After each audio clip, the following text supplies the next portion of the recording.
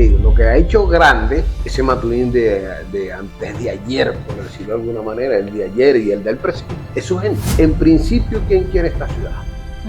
En principio quiere esta ciudad quienes se han quedado. Oye, yo corrí más de la mitad del mundo. Yo llegué hasta Corea, pero yo en los cuartos días que estoy en el exterior, al cuarto día me da una especie de ataque. La ansiedad por estar en Maturín. Primero, nosotros tenemos un patrimonio cultural, un patrimonio natural envidiable.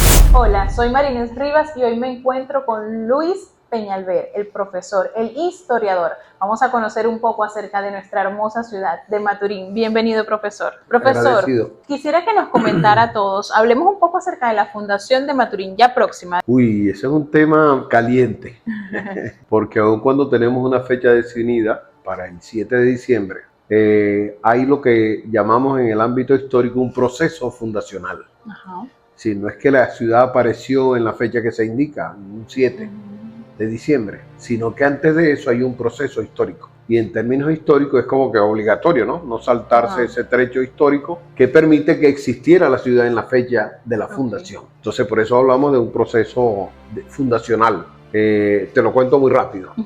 Hay una determinación de población que viene de la cuenca amazónica, pasa por aquí, por el estado, se ancla en el estado Monaga de alguna manera, se constituyen los grupos que nosotros conocemos, Chaima, Guarao y Cariña, pero se asientan unos grupos cerca del río Guarapiche, que es donde estamos actualmente, y allí, bueno, hasta que comienzan las primeras invasiones europeas, que para que tú veas no fueron los españoles. Esa es una de las cosas que tenemos que aclarar. Los que primero entran por el Guarapiche habían declarado que esto era terra nullis, es decir, tierra de nadie, no le pertenecía ni al rey de España, ni al papa, ni nada, que era lo que tenían la propiedad en esa época. Y como terra nullis, dijeron, vamos a meternos por aquí. Entraron por el Guarapiche, primero franceses y luego ingleses, para meter lo que ellos llamaban mercancía. Entonces llevaban pájaros, madera y por supuesto indígenas, esclavos. En una de esas excursiones, por llamarlo de alguna manera, que más bien excursiones eran incursiones,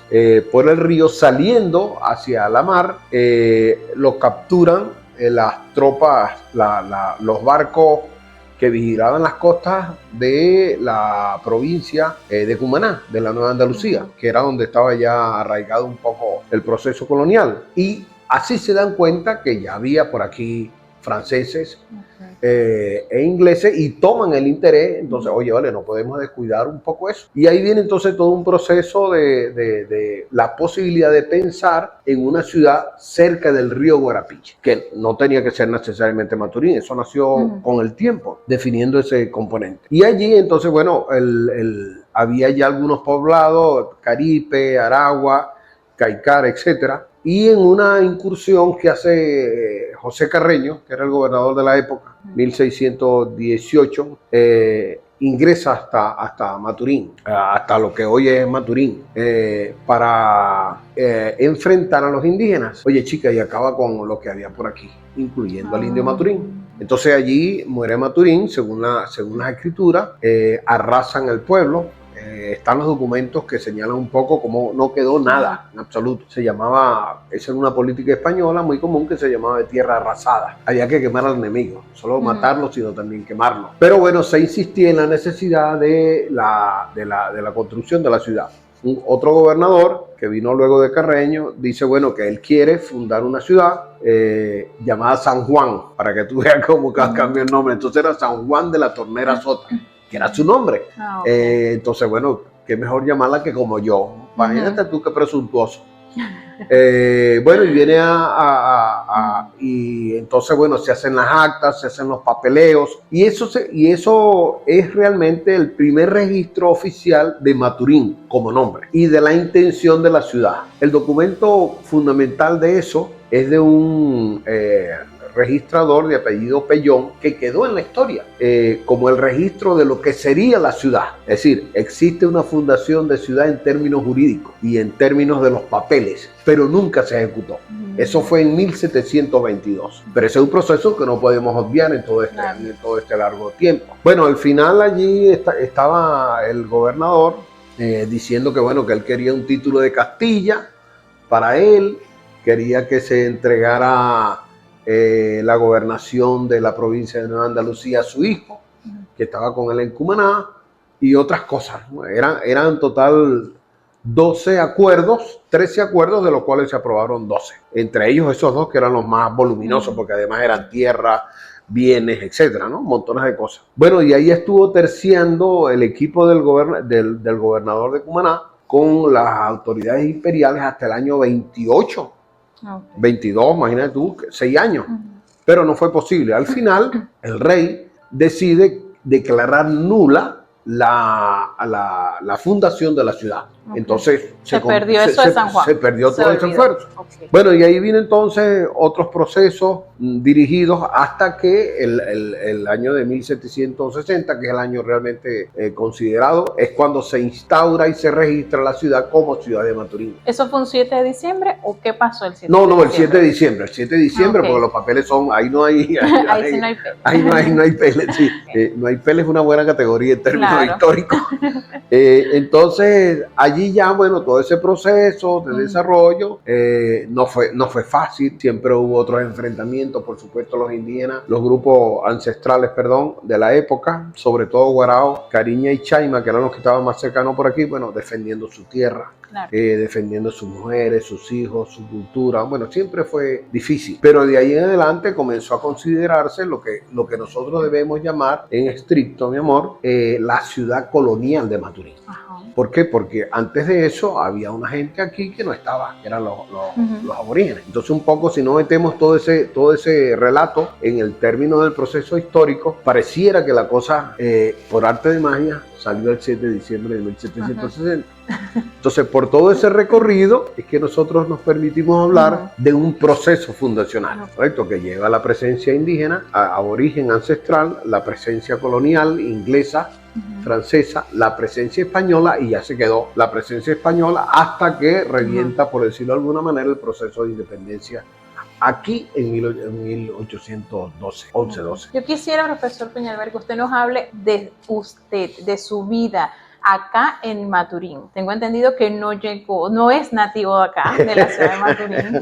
No, parece increíble, es algo difícil de creer, porque usted que conoce tanto de nosotros, y digo de nosotros porque pues evidentemente yo sí nací acá en el estado, pero aún así usted ama esta tierra, porque para haberla estudiado por tanto tiempo, pero ¿cómo era esa Maturín de aquel tiempo en el que usted llegó acá? Oye, bueno, imagínate tú, yo lo recuerdo siempre yo tengo mi mamá viva, gracias a Dios. Mi papá falleció hace mucho tiempo, pero con mi mamá, que fue con la que más dificultades hubo en aquellos momentos de mi traslado de Cumanacoa, en el estado Sucre, para acá, es que todavía recordamos un poco esos detalles, ¿no? Porque salir de allá de Cumanacoa era un autobús que salía los sábados, de esos autobuses famosos que iban arriba con guacales, cochino, gallina, perro, gato, todo lo que sí, la gente se traía canastos, cosas increíbles. Y bueno, más las cajas de alimentos. Por supuesto, eso te tomaba con una lona y vería, eran como 5 horas, imagínense ustedes, sí. Pero por carretera buena, no soy así como que tan viejo, pues decir, no, era carretera, no, para nada, la carretera asfaltada, con algunos problemas aquí, por trazos y tal, pero bueno, al fin. Y bueno, vine a estudiar en lo que en un momento era el Instituto Universitario Pedagógico Experimental, el Instituto Universitario Pedagógico de Maturín. Bueno, que con el tiempo se convierte hoy en la Universidad Pedagógica Experimental Libertador.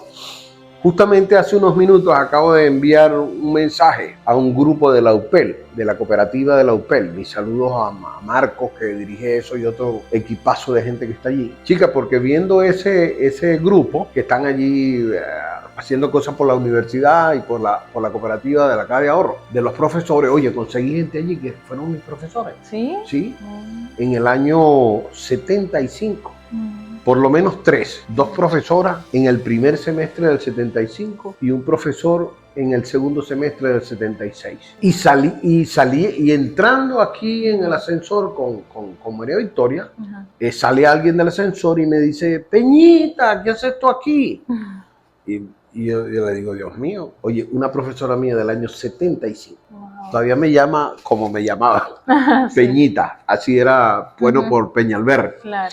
Entonces, estudié aquí Ciencias Sociales. En aquella época era mención Historia, mención Geografía, ya tú sabes. Porque me tomé la historia. Y bueno, y ahí ya me quedé. Me quedé porque apenas terminando, fui contactado por la Biblioteca de Temas y Autores Monaguenses para escribir sobre el estado de Monagas. Okay. Hay un equipo allí famoso, además, al que le debo mi reconocimiento, mi estima, mi afecto, mi respeto, con el profesor Luis González, la directora que estaba allí durante mucho tiempo, Araceli Sánchez. No sé si la llegaste a nombrar o algo. Ella tenía una Ecaré, creo que se llamaba su librería ahí se puede nombrar. Sí, en La Cascada. Una librería café, versátil, así tipo caraqueño, una cosa realmente del otro mundo. Bueno, y entonces me quedé para escribir sobre la historia del estado de Monagas. Y allí armamos un equipo con el profesor Moisés Morón, que todavía nos vemos siempre, con el profesor Rolando, que por cierto nos vimos el fin de semana. Oye, pero es una amistad de más de 50 años construyendo la historia. Y estudiando la historia de Monagas, ¿es que usted se enamora de Monagas o ya había algo que No, ya el mismo hecho de tener ¿qué me enamora de Monagas? La gente de Monagas. Sí. O sea, yo primero que nunca me sentí solo. Tengo amigos que todavía son mis amigos. Fueron en aquellos momentos en que yo no tenía nada. Te comento aquí, además que va a sonar extraño, pero es bueno que la gente sepa esas cosas. Yo tuve una semana que fue muy difícil. Algo pasó en la carretera, no pudieron ni mi papá ni mi mamá enviarme dinero para comer. Y me era muy difícil que yo, ¿entiendes? Andara detrás de la gente, mira, apunte mango y no sé qué cosas, como todos los estudiantes. Eso no es verdad, ¿no? No como un mango de vez en cuando, pero tiene que resolver el asunto. Oye, chiquillo, yo tuve una semana casi comiendo pan con avena.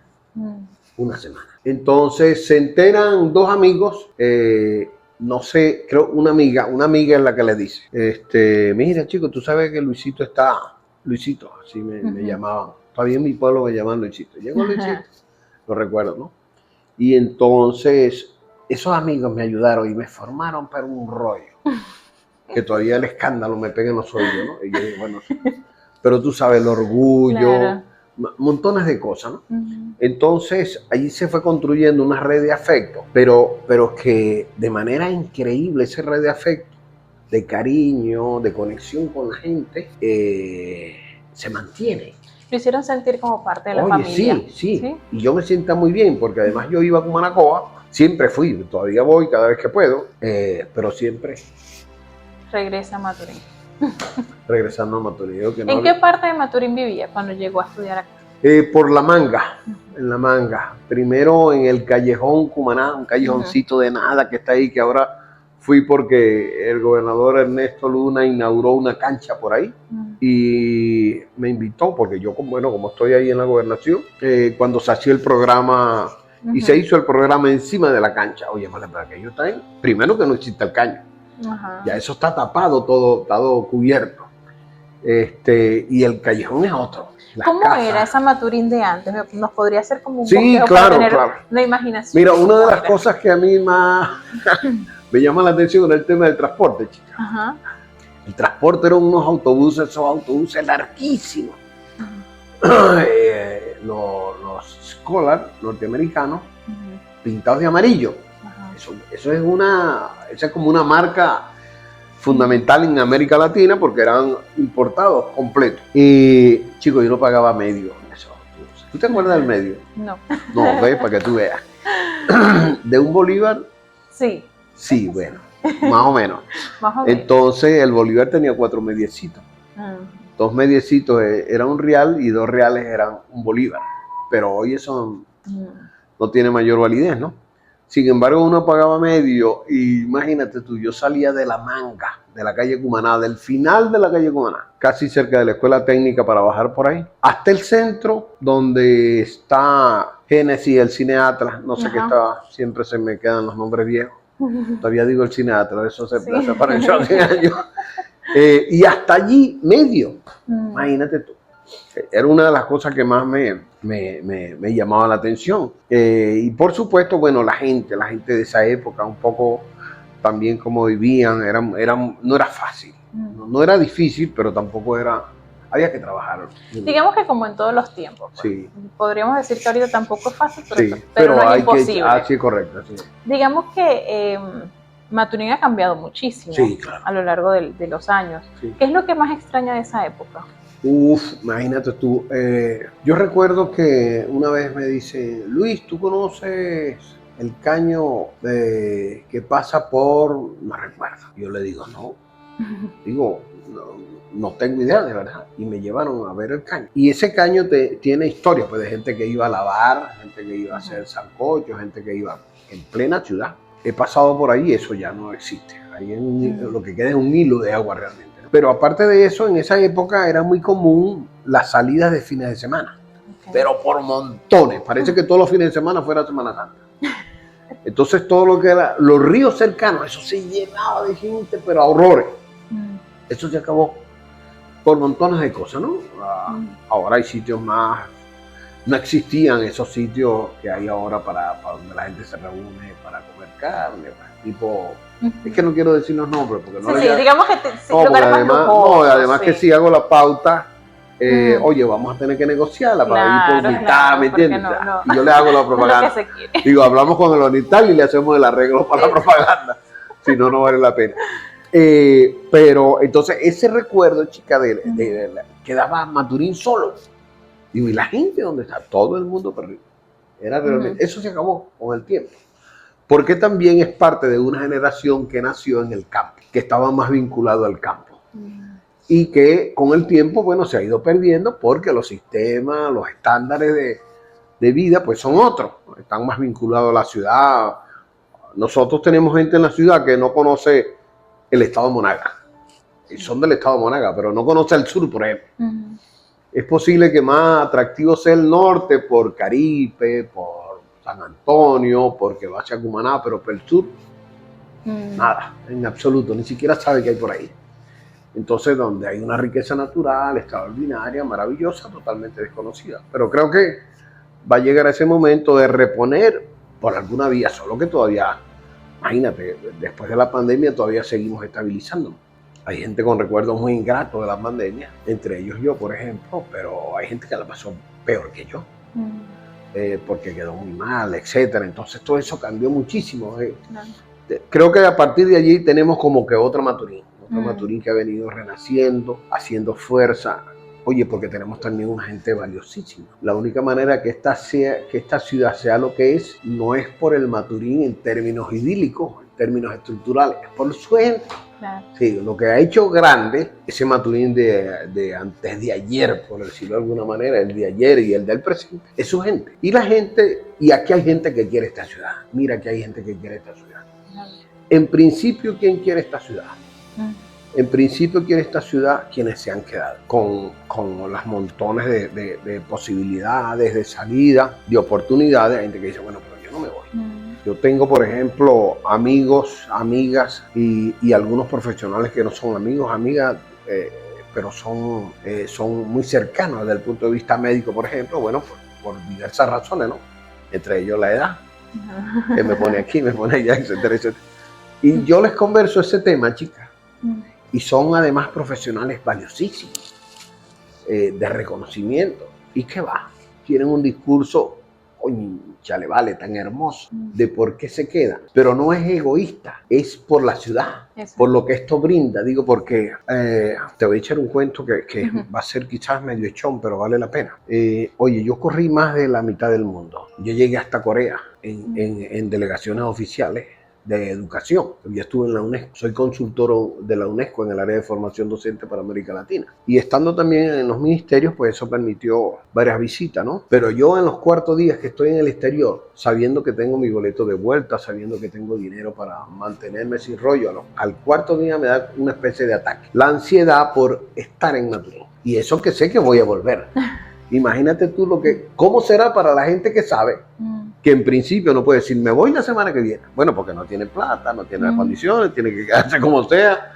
En fin, es distinto. Entonces, ¿qué es eso? Oye, toda la carga de que tiene la ciudad pero por la gente, los amigos, tu familia, tus hijos, esa relación que tú construyes en el tiempo. Creo que eso es lo más valioso que nosotros dejamos. Si bien es muy importante esto que usted dice, no, usted no está aquí, pero usted decidió ser de acá. Ajá. No es igual cuando una persona nace aquí, bueno, nací aquí, no tengo No otra le queda más opción, remedio. exacto, no tengo más remedio, me Claro. toca aceptar que soy de este estado. Claro. Pero los que deciden por voluntad propia, ya es porque uno nota realmente ese amor, esa pasión que sienten por ese lugar. Lo están demostrando con el solo hecho de decir, bueno, yo pertenezco a este lugar y lo demuestro conociendo su historia y dándola a conocer. Sí, así. Si bien las personas o la amistad entre los unos con los otros es bien importante para uno sentirse querido dentro de un espacio territorial, hay otras cosas que también lo son. Por ejemplo, la comida tal vez. Hablemos de la comida de Maturín. Ahí, estos días sabe que he estado gozándome ese capítulo en Maturín a propósito del planteamiento, que además es un planteamiento serio, pareciera que no, pero sí es, por todo lo que ello implica, de la empanada con pan, ¿no? Sí. Te estaba riendo porque sabía que iba por ahí. Yo sabía que era. Yo escribí hace mucho tiempo en un librito que se llama Los Chaimas.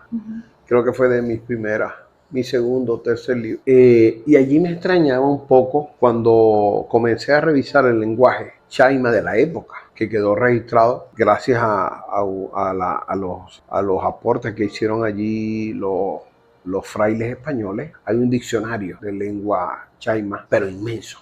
Imagínate tú que en estos momentos de la vida, desde hace tantísimo tiempo, del siglo XVIII, no se ha hecho una versión de ese libro. La versión que hay es una versión facsímil de ese momento, porque es muy difícil hacer no solo la transcripción, sino también hacerle, no recuerdo el nombre en el ámbito de la literatura, de la gramática, pero hacerle ¿cómo se llama? La onomatopéyica, el sonido, la voz, no es fácil. Bueno, porque no sabemos cómo se pronunciaba el chaima. Sin embargo, una de las cosas que más me llamó la atención, leyendo a Humboldt primero y leyendo también el diccionario de lengua chaima, oye, es sobre la comida, chica. Y eso no ha cambiado, ¿oíste? Eso no ha cambiado mucho. Porque hay una tradición con lo que uno se hace en el tiempo. Y cuando uno está en el exterior y no hay, le da un ataque. Bueno, porque la comida es un elemento cultural. Claro. No es un elemento genético. Entonces uno no ve arepa y le da una cosa extraña, casi que le da un ataque. Bueno, pero vas a ir a montones de sitios afuera donde la arepa, por favor, ni siquiera se conoce, ¿no? No hay idea que eso es algo para comer. El casabe, los guisos, que luego también regeneraron quizás todo ese efecto de lo que los chaimas llamaban la ayace, que terminó siendo en nuestros términos la hallaca. ¿Estás viendo? Entonces, imagínate tú, y la hallaca es una de las cosas aquí que realmente, oye, maravilloso. Hay otras cosas que se han perdido en términos de comida. Yo seguí durante mucho tiempo con ánimo de hacer un artículo, tengo los datos ahí, pero no sé por qué lo dejé, voy a tener que descubrir, siguiendo la salida de los barcos de España con los primeros colonizadores de América, ver, y sobre todo para el área de Venezuela, de tierra firme, ver qué comían en la ruta, porque es muy fácil conocer el menú en tierra, pero cuando tienes una travesía tan larga, además en un barco, bueno, ¿qué comía? Oye, y conseguí. Y de allí queda el almuerzo, las palabras, ¿no? La sopa, el menaje, el dulce, la bebida, el pan. Entonces, como elemento que heredamos de toda esa tradición indígena española. Pero entonces nosotros, en el tiempo, entonces también heredamos cosas de margarita. Imagínate tú esos pasteles, bueno, el pastel de chucho que se llama, y acá, bueno, el cuajado de cazón, bueno, que se convirtieron realmente en un peso. Ahorita, cuando llega la época y no tiene esos platos en su casa, le da como una especie de histeria, ¿no? Y si no lo puede comprar más. Entonces, pero hay a quien no le gusta. Yo conozco de seres humanos de esta tierra que no comen cachapa.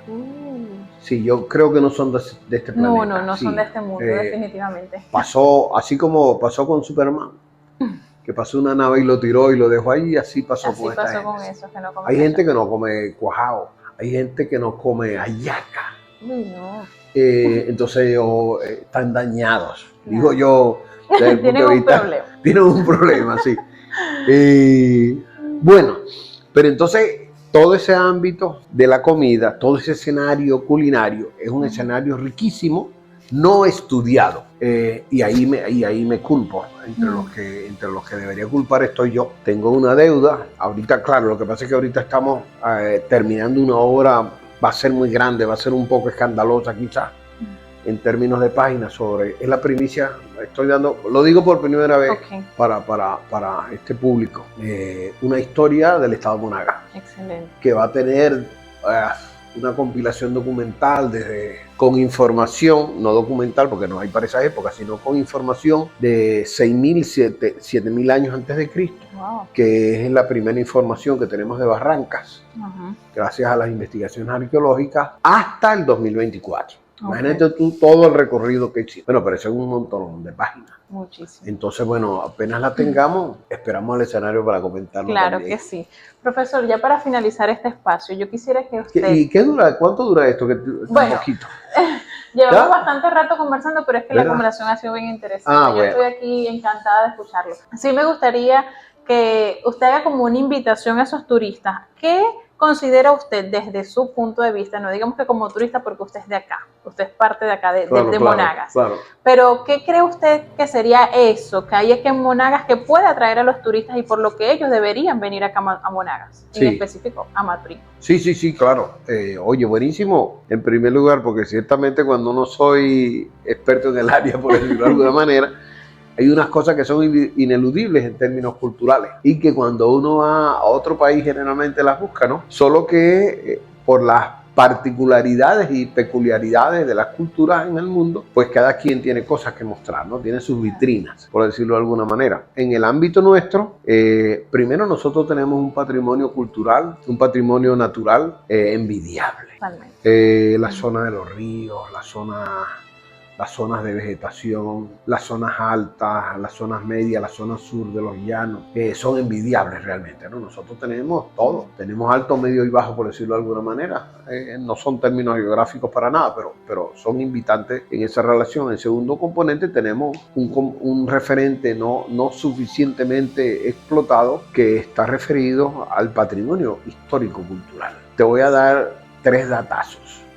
El primero, mi reina preciosa, es la Gruta de los Morrocoyes. La Gruta de los Morrocoyes queda en Aragua, poco conocida, pero es una de las representaciones culturales más viejas del estado de Monagas. No tenemos data arqueológica, no ha sido posible lograr ese estudio. Yo no he podido ir últimamente, intenté ir una vez, pero queda tan lejos. Y bueno, yo utilizo ya bastón y cosas de esas para poderme mover. Entonces tengo que ir o en carro o en alguna bestia. Tracción de sangre, como dicen los especialistas. Porque a pie no llego. Imposible. Estos días me enviaron unas fotos de allá. Y qué de maravilla. Digo, imagínate tú, nuestros ancestros, nuestros aborígenes, la belleza de una gruta que no sabemos incluso para qué era. Tenemos suposiciones, pero no sabemos. Y todas las pinturas hechas en una combinación extrañísima desde el punto de vista arqueológico, única en ese medio, en Venezuela y en América Latina, que es rojo con blanco, en el techo. Todo, como parecen, disculpa la comparación, una capilla de Sixtina de nuestro aborigen, de nuestros ancestros. Imagínate, eso está allí, totalmente desconocido. Que además por la ruta, por el mismo Aragua que llamamos Aragua de Maturín, sería interesantísimo el recorrido senderista hasta eso. Bueno, pero también tenemos en Caripe la cueva con todo. Imagínense, nosotros pudiéramos hacer en este momento, mi amor, sin duda alguna, una enciclopedia de la cueva. Hay tanta información sobre la cueva del Guácharo que realmente es imponente. Junto con eso también tenemos, bueno, construcciones coloniales en el norte del estado de Monagas. Tenemos y el tercero, los registros arqueológicos, siempre en permanente estudio de Barrancas, donde está el Museo Barrancoide. Realmente, que ya, aunque hay gente que no le gusta, hay que decírselo, que recuerde que esos indígenas, como le dicen algunos, que esos aborígenes, como le dicen otros, que esos pueblos ancestrales, que es lo que son, hicieron una trayectoria desde Barrancas hasta el sur de Florida, demostrado arqueológicamente. Entonces eso tiene un dato, ese es el tercer dato realmente maravilloso. en términos de detalles de patrimonio histórico-cultural. Y la ciudad como tal, bueno, Maturín es una ciudad acogedora. Yo siempre veo en los comentarios cuando la gente que visite Maturín por primera vez, por ejemplo en los carnavales, hablan de los carnavales, pero terminan hablando de la ciudad porque la ciudad los impacta. La ciudad como verde, la ciudad con su espacio de túneles verde, la ciudad limpia, los paseos. Y yo quisiera regresar a Maturín y yo digo, bueno, algo bueno estamos haciendo que todavía traemos, ¿no? Excelente. Bueno, profesor, ha sido un gusto de verdad conocerlo igual para mí. Y conocer un poco más acerca de la historia de esta hermosa Maturín. Muchísimas gracias por estar acá en Conociendo a Nuestra Gente. A ustedes, muchísimas gracias.